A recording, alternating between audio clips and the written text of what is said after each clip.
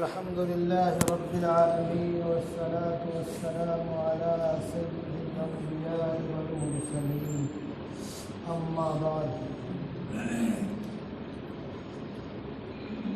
أعوذ بالله من الشيطان الرجيم بسم الله الرحمن الرحيم جاء الحق وزهق الباطل إن الباطل كان زهوقا صدق الله العظيم.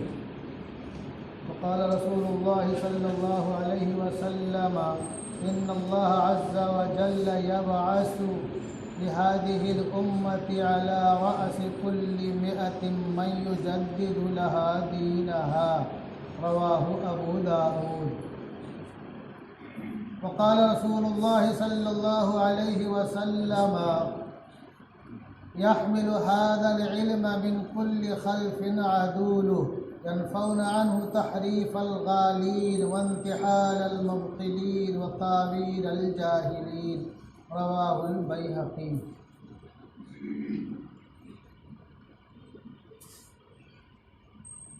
داراؤ سکندر سے وہ مرد فقیر اولا، داراؤ سکندر سے وہ مرد فقیر اولا، ہو جس کی فقیری میں بوئے اسد اللہ، آئینے جواں مردہ حق گوئی و بے باکی، اللہ کے شیروں کو آتی رہی روباہی. حضرات محترم، یہ سفر کا مہینہ چل رہا ہے اور میں یہ چاہتا ہوں کہ گر تازہ خواہی داغ ہائے سینہ را، گر تازہ خواہی داشتن داغ ہائے سینہ را، گاہے گاہے باز خواں ای دفتر پارینہ را. کہ کبھی ہم اپنے ان بزرگوں کا بھی تذکرہ کریں کہ جن کی انتھک کوششوں اور قربانیوں سے ہم سب کے آبا و اجداد صراط مستقیم پر گامزن رہے. میں چاہتا ہوں کہ اسی سفر کے مہینے میں 28 تاریخ 1034 ہجری کو شمس المشائخ آفتاب اہل یقین حضرت شیخ احمد فاروقی سرہندی المعروف بمجدد الفسانی طاب اللہ ثراہ وجعل الجنت مثواہ نے داعی اجل کو لبیک کہا، تو حضرت کے قربانیوں کے تعلق سے کچھ باتیں اب حضرات کے سامنے آ جائیں. تاریخ تو سب کو معلوم ہے کہ صحابہ کرام کی مقدس جماعت نے کم از کم 25 حضرات نے بر صغیر میں اپنا مبارک قدم رکھا، اور پھر محمد بن قاسم کی آمد، محمد بن قاسم سے پہلے عثمان الثقفی کا اپنے برادران کو تھانہ اور بھروچ تک بھیجنا، اور اس کے بعد درویشوں اور فقیروں کا اس دھرتی اور سرزمین کو اپنا مسکن بنا کر کے لوگوں تک اللہ کا پیغام پہنچانا اور ان کو جناب رسول اللہ صلی اللہ علیہ وسلم کی غلامی میں لانا.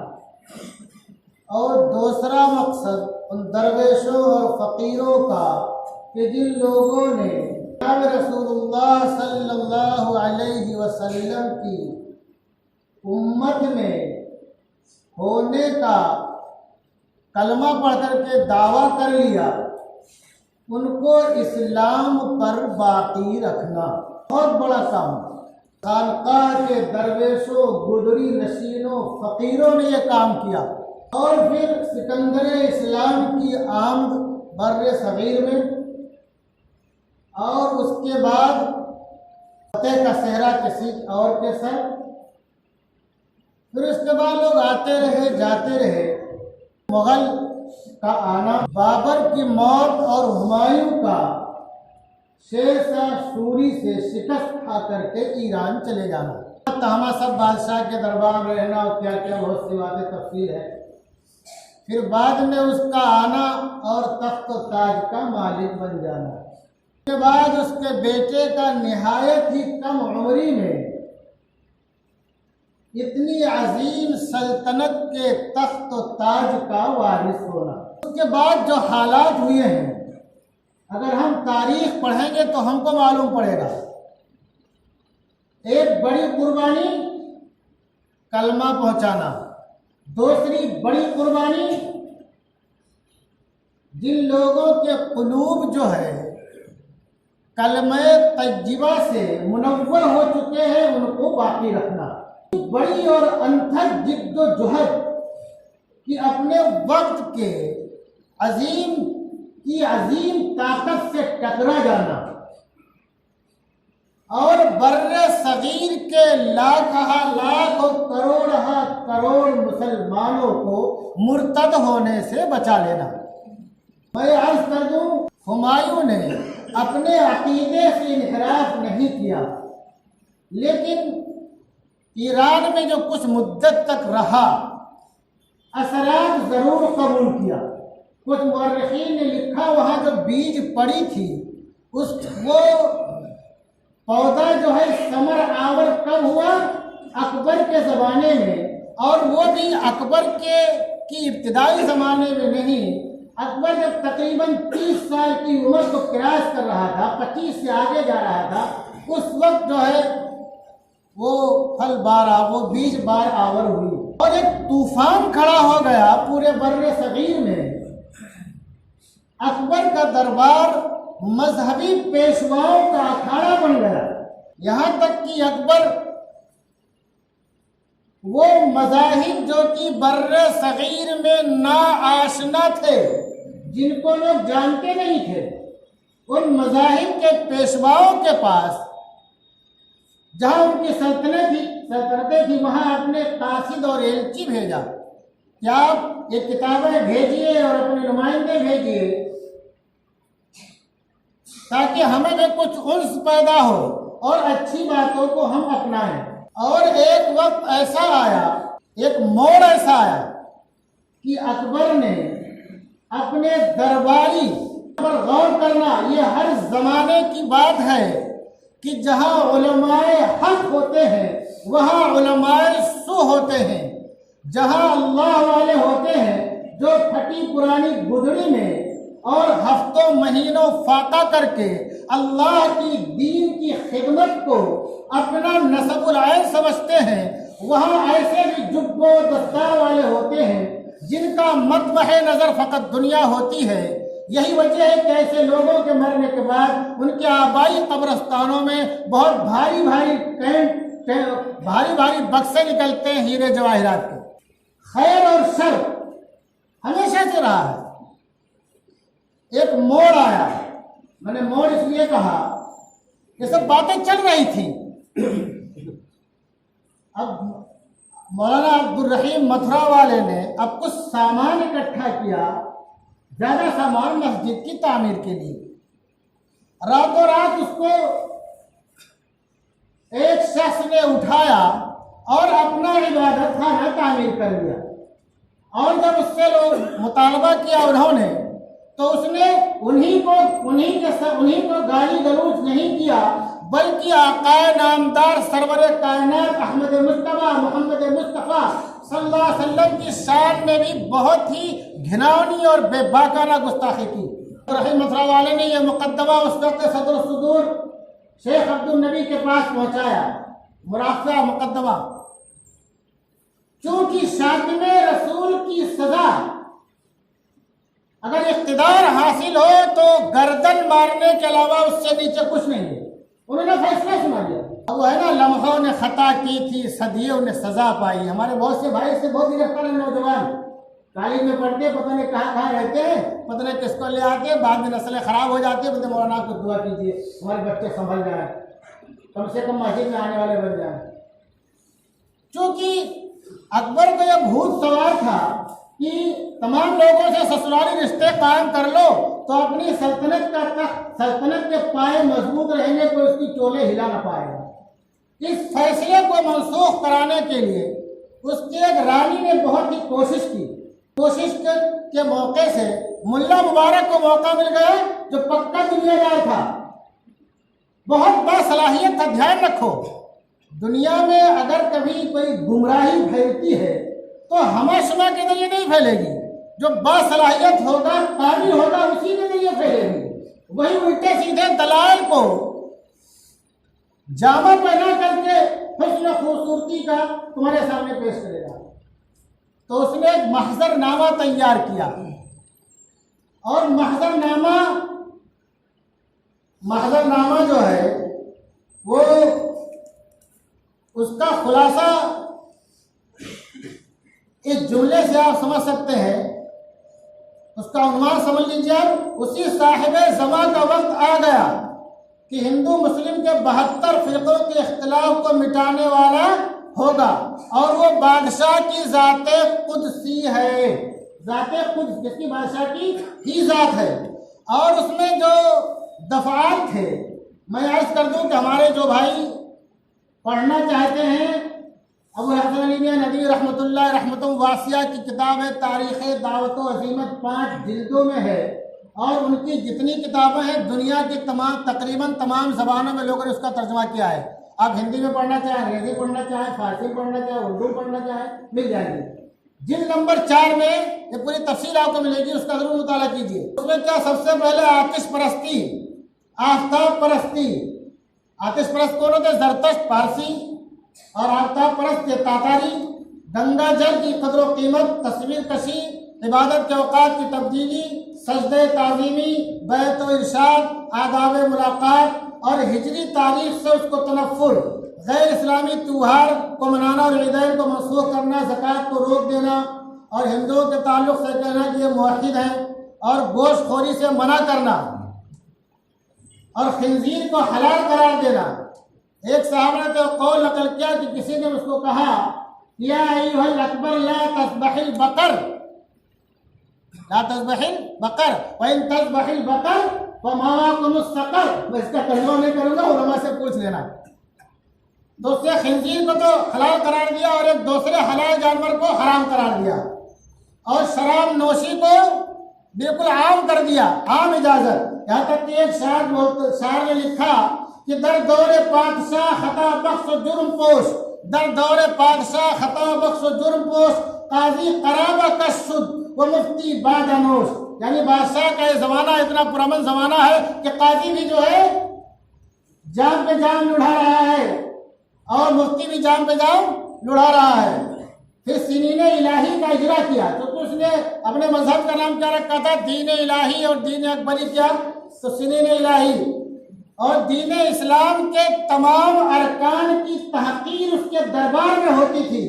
اسراء اور معراج کا اس نے انکار کیا، مذاق اڑایا، اور مقام نبوت کی اہانت شامل تھی اس کے دفعات میں، اور رسول اللہ صلی اللہ علیہ وسلم کے ناموں سے وحشت، اور نماز کی اجازت نہیں تھی، اور ارکان اسلام کا ہر موقع پر وہ مذاق اڑاتا۔ بہن کے ایک واقعہ نقل کرتا ہوں میں، دربار میں مناظرے بھی کرواتا تھا، بڑے بڑے دوسرے مذاہب کے بڑے بڑے پیشوا آتے تھے۔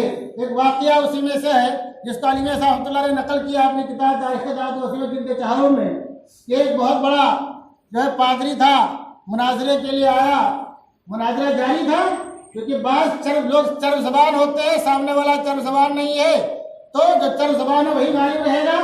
آخرکار ایک شخص نے ایک مجذوب قطب الدین کو بلا لیا، کہا ان سے مناظرہ کرو۔ کہا بولو، پہنچے وہ، کہا ٹھیک ہے، اب ہم سے تمہارا مناظرہ ہوگا۔ مناظرہ کی خالی ایک ہی شکل ہے کہ حق پر کون ہے، آگ جلائی جائے، اور ہم تم دونوں آگ میں چھلانگ لگا دیں، جو زندہ بچ گیا اس کا مذہب حق ہے۔ تو پادری نے کہا ایسا نہیں ہوگا، ایسا نہیں ہوگا، یہ تو خدا کا امتحان لینا ہوگا۔ پادری نے کہہ کر کے راہ فرار اختیار کی۔ یعنی مناظرہ یہاں تک پہنچا ہوا تھا کہ صبح و شام ہر گھڑی مناظرے ہی کی نوبت رہا کرتی تھی، آپس میں ایک دوسرے کے تعاقب میں رہتے تھے۔ تو یہ حالت تھی اکبر کے زمانے میں۔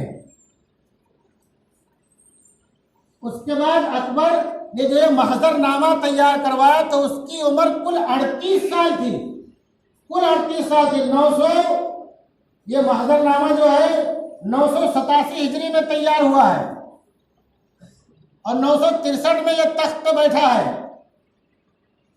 اس کی حکومت 50 سال تک رہی ہے۔ غرضے کی اس نے بر صغیر کے بڑے بڑے علاقوں میں اپنے نمائندے بھیج دیے جو دین الہی کی تبلیغ کرتے رہیں اور لوگوں کو مرتد بناتے رہیں۔ مجدد صاحب اسی زمانے میں جب یہ تخت و تاج میں بیٹھتا ہے تو اسی کے آس پاس ایک شخصیت کا ظہور ہوتا ہے کہ ولادت ہوتی ہے 14 شوال 971 ہجری کو۔ یہ 63 میں تخت پہ بیٹھا ہے 71 میں۔ وہ کون ہے جن کو دنیا شیخ احمد سرہندی فاروقی المعروف بمجدد الفسانی کے نام سے جانتی ہے۔ یہ تماشا بر صغیر میں ہو رہا تھا، لاکھ لوگ کروڑہ کروڑ لوگ مرتد ہو رہے تھے اور کچھ ہونے کے کگار پہ تھے۔ تو اللہ تبارک و تعالیٰ نے ایک مرد عظیم اور جلیل کے بھیجا، وہ کون ہے؟ مجدد الفسانی، کیونکہ جناب رسول اللہ صلی اللہ علیہ وسلم کا فرمان ہے، یہ ابو داؤد کتاب الملاحم اور بابو ما یذکر فی قرن المیاں کے تحت یہ حدیث مذکور ہے کہ اللہ کے بارے میں ارشاد فرماتے ہیں ان اللہ عز و جل یبعث لهذه الامه على راس كل مئة من يجدد لها دینها، کہ اللہ تبارک و تعالی ہر قرن اور ہر 100 سال پہ کسی ایسے شخص کو تیار کر دے گا، بھیج دے گا جو اس کے دین کی تجدید کرے گا۔ تجدید سے مراد یہ ہے جو لوگوں نے قطر بیوت کر رکھی ہے، جو لوگوں نے تحریف کر رکھی ہے، جو لوگوں نے اختراع پردازیاں کر رکھی ہیں، جو لوگوں نے من گھڑت باتوں کو اسلام میں شامل کر رکھا ہے، وہ ان سب کا صفایا کرے گا۔ اور راس کلی میاں سے یہ مطلب ہے کہ ہر 100 سال کے شروع ہی میں نواب صدیق حسن خان بھوپالی کی کتاب ہے حجج الکرامہ، انہوں نے اس حدیث کی تفصیل میں بہت اچھی بات لکھی کہ صدی کے شروع میں آنا ضروری نہیں ہے، بیچ میں آخر میں کبھی بھی مجدد آ سکتا ہے، غرضے کی یہ دنیا مجدد سے خالی نہیں رہے گی، مجدد سے خالی نہیں رہے گی۔ تو جب اکبر کے دین بیزاری اور اکبر کا ارتداد کے لوگوں کو تبلیغ کرنا یہ بالکل عام ہو گیا اور کروڑ لوگ اسلام کے حلقے سے خارج ہونے لگے، تو اللہ تبارک و تعالیٰ نے جناب رسول اللہ صلی اللہ علیہ وسلم کے اس فرمان کے مطابق ایک شخص کو اس دنیا میں بھیجا جس کو لوگ شیخ احمد سرہندی فاروقی مجدد الفسانی کے نام سے جانتے ہیں۔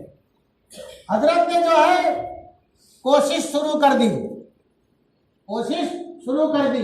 ہوتے کرتے اکبر دنیا سے رخصت ہو گیا اور جہانگیر تخت و تاج کا مالک ہو گیا۔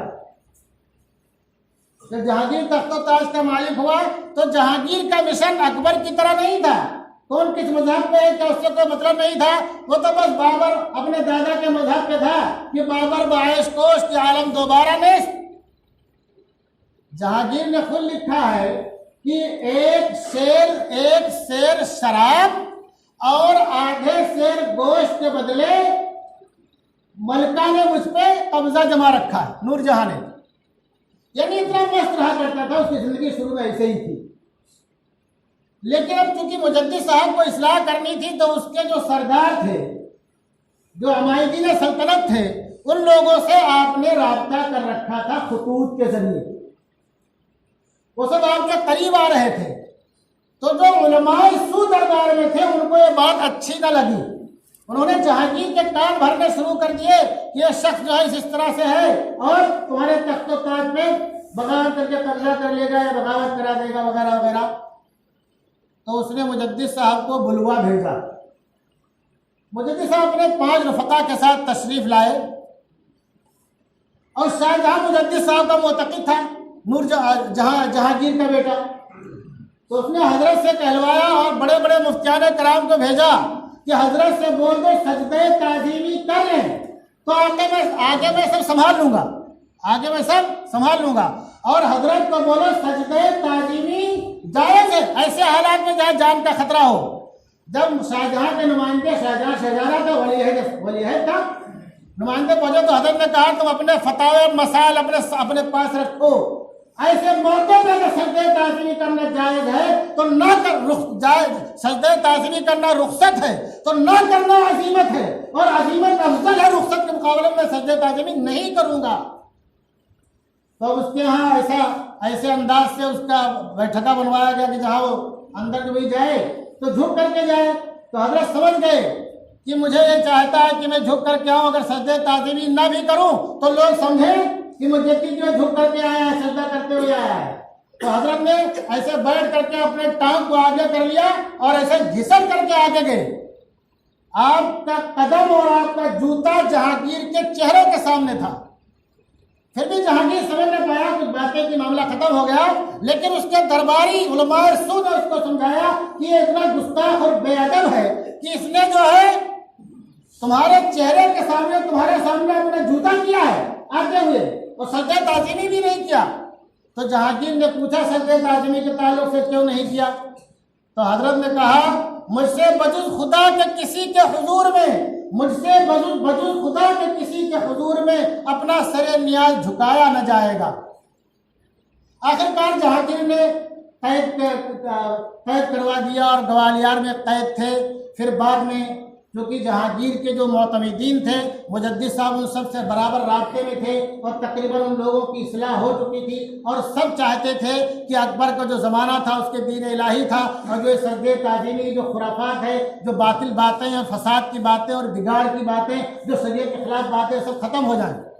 یہاں تک کہ عبدالرحیم خانہ جو کہ کمانڈر ان چیف تھے، وہ گوالیار کے قلعے میں حضرت سے ملاقات کے لیے گئے اور کہا کہ اگر آپ اجازت ہے تو مارشل نے لگا دوں میں. مطلب کہ فوج ہمارے ہاتھ میں ہے، جہانگیر کو تخت سے اتار دیا جائے گا اور آپ کو تخت کا مالک بنا دیا جائے گا. تو حضرت نے کہا نہیں، مجھے اقتدار نہیں چاہیے اور میں فساد بھی نہیں چاہتا ہوں، میں خالی اصلاح چاہتا ہوں. بیٹے ہوتے کرتے جہانگیر کی بھی اصلاح ہو گئی، جہانگیر کی بھی اصلاح ہو گئی، اور بر صغیر میں جو کروڑ لوگ اکبر کے مبلغین اور نمائندوں کے ذریعے کی وجہ سے دین سے منحرف ہو گئے تھے یا ہونے والے تھے، وہ سب پھر سے سچے پکے مسلمان بن گئے، سچے پکے مسلمان بن گئے. اسی کو علامہ اقبال نے کہا جب وہ مجدد صاحب کے مزار پہ گئے کہ حاضر ہوا میں شیخ مجدد کی لحد پر، وہ خاک کی ہے زیر فلک مطلع انوار، اس خاک کے ذروں سے شرمندہ ہے ستارے، اس خاک میں پوشیدہ ہے وہ صاحب اسرار. گردن نہ جھکی جس کی جہانگیر کے آگے، گردن نہ جھکی جس کی جہانگیر کے آگے، جس کے نفس گرم سے ہے گرمی حرار. وہ ہند میں سرمائے ملت کا نگہباں، وہ ہند میں سرمائے ملت کا نگہباں، اللہ نے بر وقت کیا جس کو خبردار.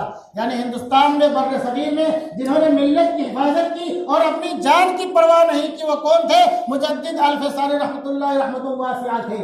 اور ابوالکلام آزاد کی زبان میں، ابوالکلام آزاد نے ان کی کتاب ہے تذکرہ، اس کی بہت موٹی کتاب ہے، اس کو پڑھنا چاہیے. صفحہ نمبر 263 پر مجدد صاحب کا تذکرہ ہے. انہوں نے کہا کہ اس وقت بہت سے مشائخ تھے، بہت سے درویش تھے، بہت سے علماء حق تھے، لیکن اپنی درویش اپنی خانقاہوں سے، اور علماء اپنے مسند تدریس سے، اور مبلغین اپنے حلقہ ارادت سے، اور سجادگان اپنے حلقہ سجادگی سے باہر نہیں نکلنا چاہتے تھے. اگر یہ ہمت و جرأت کسی نے کی تو فاروقی خون نے کی، فاروقی خون نے کی. اور وہ کون تھے؟ مجدد الفسانی تھے، جنہیں جان کی پرواہ نہیں کی اور بھرپور کوشش کرتے رہے یہاں تک کی وہ اکبر کی جس کا زمانہ ایک نئے دین کے پنپنے کا، بڑھنے کا زمانہ ہے، مسلمانوں کی زندگی تنگ کر دینے کا زمانہ ہے، اسی کا جب پڑ پوتا تخت و تاج کا مالک ہوتا ہے، جس کے بارے میں ایک شخص کہتا ہے کہ بر صغیر کو ایسا تخت و تاج کا وارث ملا جو بیک وقت سلطان صلاح الدین ایوبی اور ناصر الدین محمود کی تمام خوبیوں کا مالک تھا. وہ کون تھا؟ اورنگزیب عالمگیر. یعنی جہاں ایک دوسرے مذہب کی بنیاد پڑ رہی تھی، مجدد صاحب کی کوششوں سے، مجدد صاحب کی اور ایسی کوشش کہ جس میں خون خرابہ نہیں، لڑائی نہیں، مار کٹائی نہیں، ایک دوسرے سے کوئی اختلاف نہیں، ایک دوسرے سے میل جول باقی رکھتے ہوئے اتنی کوشش آپ نے کی کہ آگے چل کر کے اسی خانوادے میں جو شخص پیدا ہوتا ہے وہ بہت سی خوبیوں کا حامل ہوتا ہے، دین کا داعی ہوتا ہے، مبلغ ہوتا ہے، پاسباں ہوتا ہے، اور مسلمانوں کی عزت و حرمت کا خیال کرنے والا ہوتا ہے۔ یہ کیا تھی؟ یہ مجدد صاحب کی کوشش تھی، ان کی محنت تھی۔ تو ہمیں یہ چاہیے کہ ہم اپنے اسلاف اور ان بزرگوں کو کبھی کبھی یاد کر لیا کریں جن کی قربانیوں سے ہمارے چہروں پہ داڑھیاں سجی ہیں، ہمارے سروں پہ ٹوپیاں باقی ہیں اور ہمارے بدنوں پہ جب و دستار باقی ہے، جن کی کوششوں سے وہ ہمارے اسلاف اور ہماری نسل اسلام پر باقی ہیں اور انشاءاللہ باقی رہیں گی۔ میں پھر عرض کر دوں، بر صغیر میں 3 مرحلہ ہے۔ ایک مرحلہ تو وہ ہے جب محمد بن قاسم آئے اور اس سے پہلے صحابہ کرام آئے۔ دوسرا مرحلہ وہ ہے جب بر صغیر کو اپنے مبارک قدم سے ایک درویش منش فقیر خواجہ معین الدین چشتی اجمیری رحمت واسعہ نے اپنے مبارک قدم سے شر بخشا اور یہاں کے لوگوں کو اسلام پر باقی رکھنے کے لیے بر صغیر کے چپے چپے میں اپنے دعات و مبلغین اور خلفاء کو خانقاہ قائم کر کے بٹھا دیا۔ پھر تیسرا مرحلہ آتا ہے اکبر کے زمانے کا۔ اس وقت جو الحاد و بے دینی پھیل رہی تھی، اس کے سامنے اگر کوئی سد سکندری بن کے کھڑا ہوا ہے تو مجدد الفسانی رحمۃ اللہ علیہ ہیں۔ پھر چوتھا مرحلہ آتا ہے جب انگریزوں کا اقتدار ہوتا ہے اور مسلمانوں کے مدارس کو اور مساجد پہ بلڈوزر چلایا جاتا ہے۔